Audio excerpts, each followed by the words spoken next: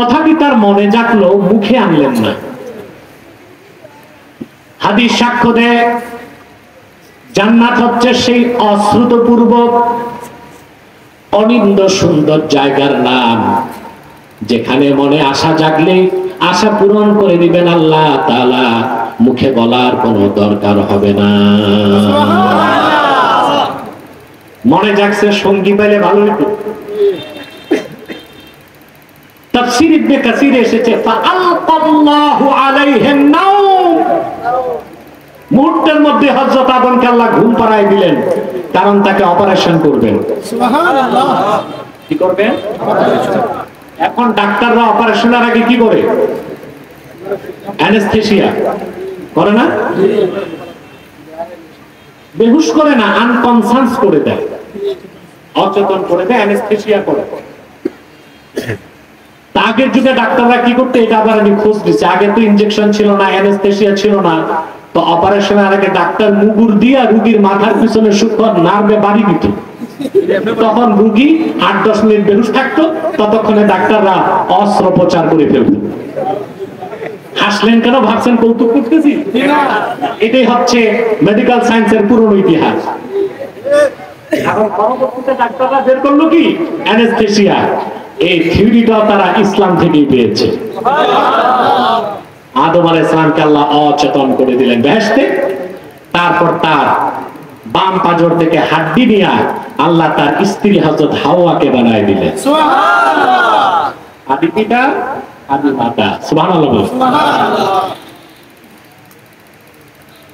জীবন্ত হাওয়া জীবন সঙ্গীকে দেখেই হযরত আদম পুলকিত, আনন্দিত। সুবহানাল্লাহ। গেছেন স্পর্শ করতে। খাতিব কাস্তালানি মাওয়াহিবুল্লাহ দুনিয়াতে লেখেন, জিবরিল দিছে আদমকে ধমক,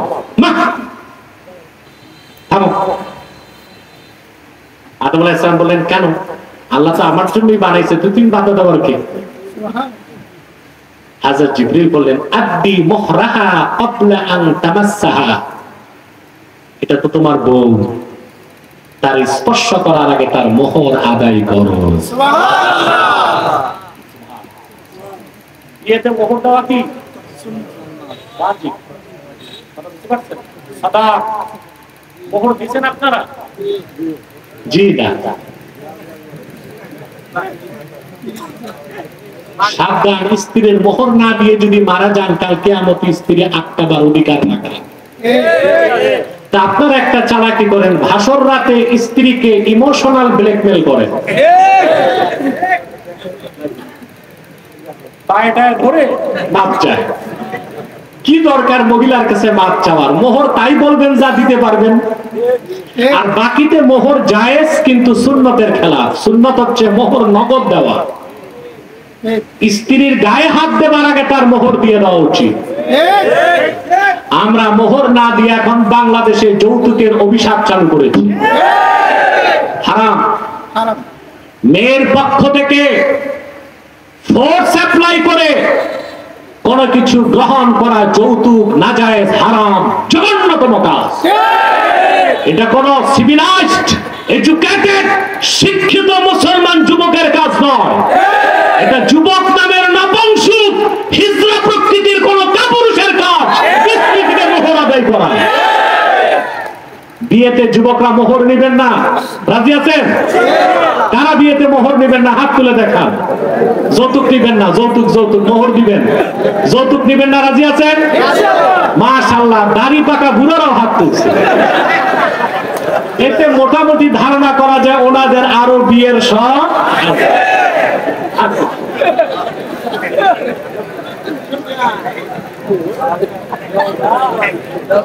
আমাদের দেশে বুড়া মানুষরা মনে করে 4 বিয়ে করা সুন্নাত। এটা কোনো কিতাবে নাই। 4 বিয়ে করা জায়েজ, তবে শর্ত হচ্ছে 4 স্ত্রীকে যদি ইনসাফ করতে পারে। আল্লাহ বলে দিয়েছেন কোরআন শরীফে, فانكحوا ما طاب لكم من النساء مثنى وثلاث ورباع وإن خفتم ألا تعدلوا فواحدة। আল্লাহ পাক বলেন, তোমরা তোমাদের পছন্দের মেয়েদেরকে বিয়ে করো 2টো, পারলে লাগলে 3টা, পারলে লাগলে না পারলে না লাগলে। তো বাঙালির তো বডি ফিটনেসই ঠিক নাই, একটাই তো রাখতে পারে। বেশি করার দরকার কি, করা যাবে পারলে লাগলে। Economical fitness, mental fitness, physical fitness ঠিক রাখতে হবে, অর্থনৈতিক ফিটনেসও ঠিক রাখতে হবে। তারপর আল্লাহ বলছেন ওয়া ইন খিফতুম আল্লাহ তাদিলু ফাওয়াহিদা, যদি একাধিক স্ত্রীর মধ্যে সুষম বন্টন, জাস্টিস, ন্যায় বিচার করতে না পারো তাহলে একটা। তার মানে আপনার 2 বউ, একটা তরমুজ কিনে পাল্লায় ওজন করে 2 টুকরা করে 2 জনকে দিতে হবে। নতুন বউকে আপনি কুমিল্লার রসমালাই, মুক্তাগাছার মন্ডা, টাঙ্গাইলের চমচম খাওয়াবেন, আর বড় বউয়ের খবর নিবেন না, এটা হারাম কাজ। হারাম কাজ, নাজায়েজ কাজ। আমাকে চেয়ারম্যান সাহেব বলতেছে জরিপ করতে কার কার 2 বউ আছে, এই কাজ আমি করব না, এটা চেয়ারম্যানের কাজ। কি বলে? তবে আপনাকে যাদের বউ বেশি তাদের গমের বরাদ্দ বেশি দিতে হবে।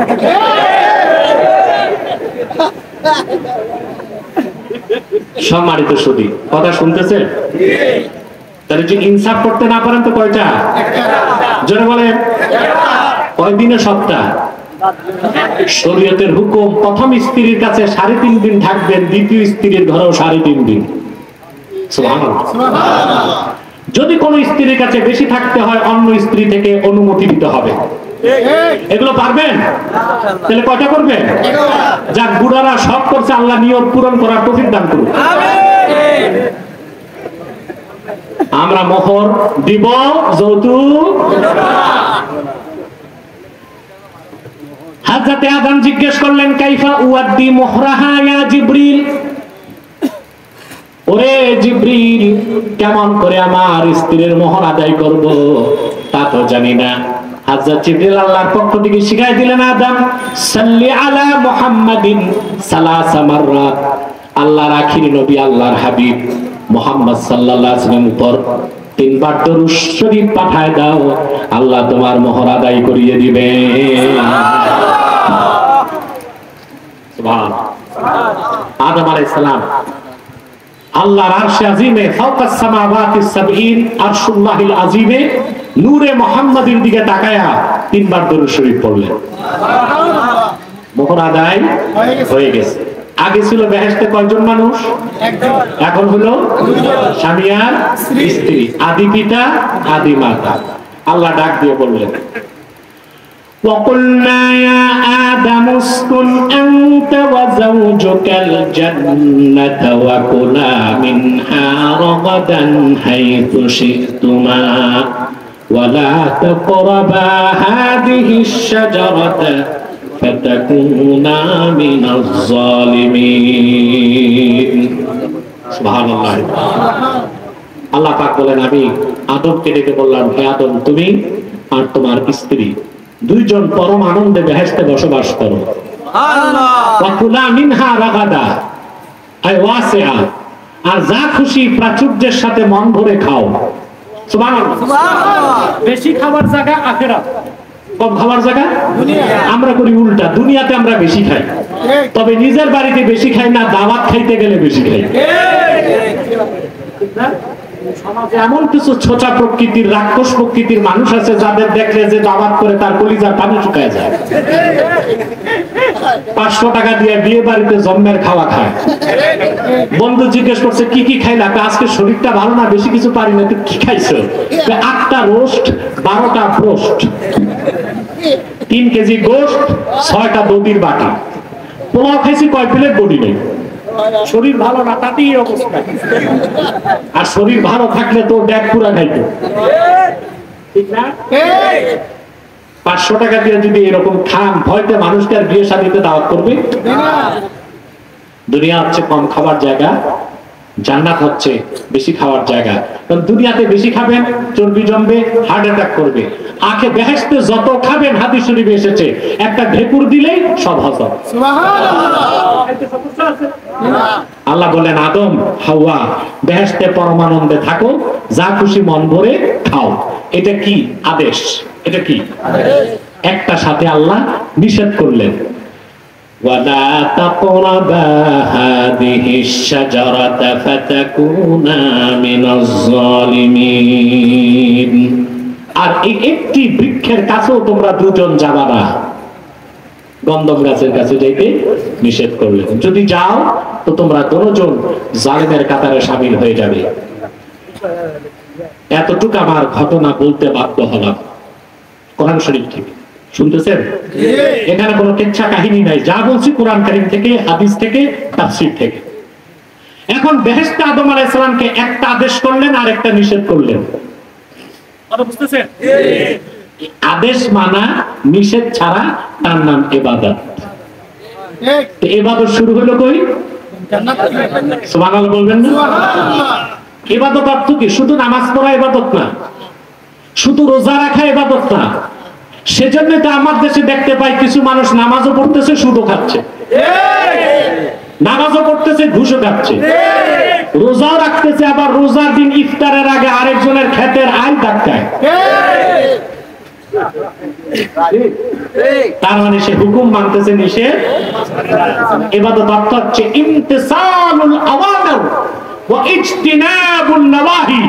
কোরআন হাদিসের হুকুমগুলো মানা, নিষেধগুলো ছাড়া। তার নাম কি? জোরে বলতে হবে। নামাজ পড়ে হুকুম মানবেন, সুদ ছেড়ে নিষেধ ছাড়বেন। রোজা রেখে হুকুম মানবেন, ঘুষ ছেড়ে নিষেধ ছাড়বেন। সুবহানাল্লাহ। হজ করে আল্লাহর হুকুম মানবেন, অন্যের সাথে জুলুম করবেন না, নিষেধ ছাড়বেন।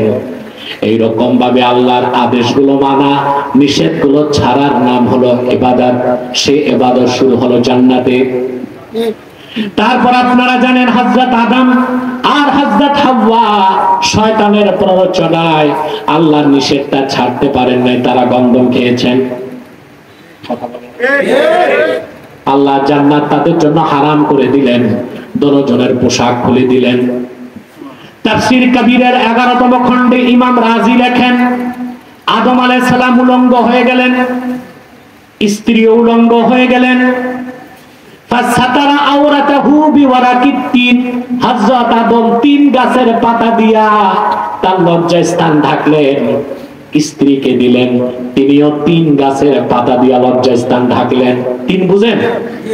ফিক ফিক আঞ্জির বলে যাকে, আমরা আপনারা বাংলায় ডুমুর বলেন, তবে বাংলাদেশে বাদুরে খায় এই ডুমুর, আর আরবে যে আঞ্জির, তিন ওয়া তিন ওয়া জাইতুন, ওই তিন বহুত পার্থক্য।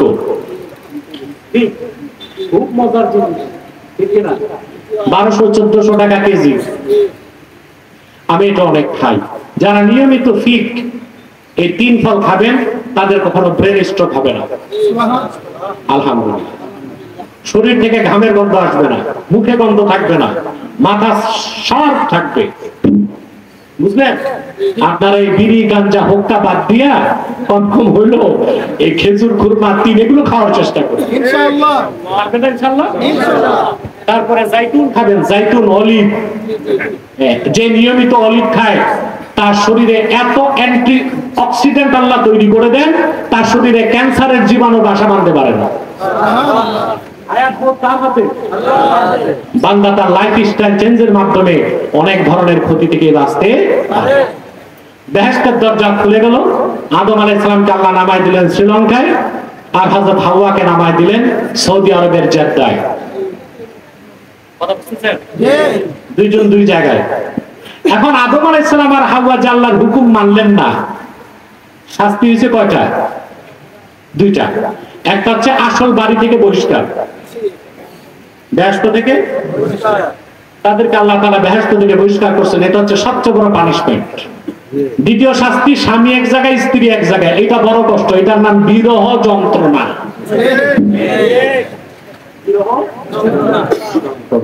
দেখবেন কারো বউ মারা গেলে এত কষ্ট পায় না, বউ ভেঙে গেলে যে কষ্ট পায়। মারা গেলে তো একটু কান্নাকাটি করে মনে মনে খুশি হয় আরেকটা করবো, কিন্তু বউ যদি চলে যায় এই কষ্ট যুবকরা সহ্য করতে পারে না। তবে এই জন্য মেয়েরাই দায়ী না, যুবকরাও দায়ী। বিয়ে করে 10 বছরের জন্য যায় সিঙ্গাপুর, ব্যাংকের অ্যাকাউন্ট মায়ের নামে করে না, করে বউয়ের নামে। তারপর বিদেশ থেকে পাঠায় 2.5 লাখ টাকার আইফোন। একটা যুবতী মেয়ের কাছে 10টা শয়তান বেঁধে দেওয়া আর একটা ফেসবুকের আইফোন দেওয়া, কোনটা বেশি হার্মফুল? 10 বছর পর যুবক এসে দেখে হইছে কাম, ঘরের বিছানাও খালি, ব্যাংকের অ্যাকাউন্টও খালি। মানুষ গ্রহ যন্ত্রণাকে সহ্য করতে পারে না। এই যে জেলখানায় তাদেরকে বন্দী করা হয়, ভিআইপি যারা রাষ্ট্রীয় আসামি, এদেরকে কিন্তু ডিভিশন দেওয়া হয়, ওখানে তারা সব পায়, ভালো খাবার দাবার পায়, খবর শুনতে পায়, পত্রিকা পায়, সবকিছু পায়, একটাই যন্ত্রণা বাড়ি আসতে পারে না। এটা বড় কারণ, ঠিক কিনা? তবে আমার দৃষ্টিতে, মানবিক দৃষ্টিতে, যাদের যাবজ্জীবন কারাদণ্ড হয়েছে তাদের বউদেরকে সময় সময়ে জেলখানায় যাবার ও থাকার অনুমতি দেওয়া উচিত। এই কথাটা এখনো কেউ বলতেছে না বাংলাদেশে, আমি বলতেছি, যদিও বা কেউ কেউ আমাকে পাগল মনে করতে পারে, কিন্তু আমি এটা যৌক্তিক ও মানবিক কারণেই বলছি। সম্মানিত শুধু বিরহ যন্ত্রণা আল্লাহ দিলেন একজন শ্রীলঙ্কায়, একজন তাফসীর বাগাবিতে এসেছে, আদম আলাইহিস সালাম 40 বার পায়ে হেঁটে হিন্দ থেকে আরবে যে হজ করছেন। কতবার? 40 বার। তাফসীর খাজিনে এসেছে, আদম আলাইহিস সালাম যখন আকাশ থেকে নামছেন তার দৃষ্টি ছিল মাটির দিকে, 300 বছর তিনি আকাশের দিকে তাকান নাই লজ্জায়, যে আল্লাহ আমাকে এত নিয়ামত দিয়েছেন, আমি কেন আল্লাহর নাফরমানি করলাম। তারপর আদম আলাইহিস সালাম শুরু করলেন তওবা। একটি বর্ণনায় 360 বছর, আরেক বর্ণনায় 460 বছর, আরেক বর্ণনায় 600 বছর, আমরা বলবো শত শত বছর। মুআজ্জাম তাবারানীতে এসেছে, শত শত বছর চোখের পানি ফেললেন, কিন্তু তওবা কবুল হয় নাই।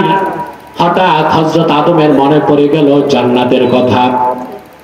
আল্লাহ জান্নাতে সৃষ্টি করার পরে আল্লাহ তাকে ডাক দিয়ে বলেছেন, ইরফা রাসাক, আদম তোমার মাথা উঠাও।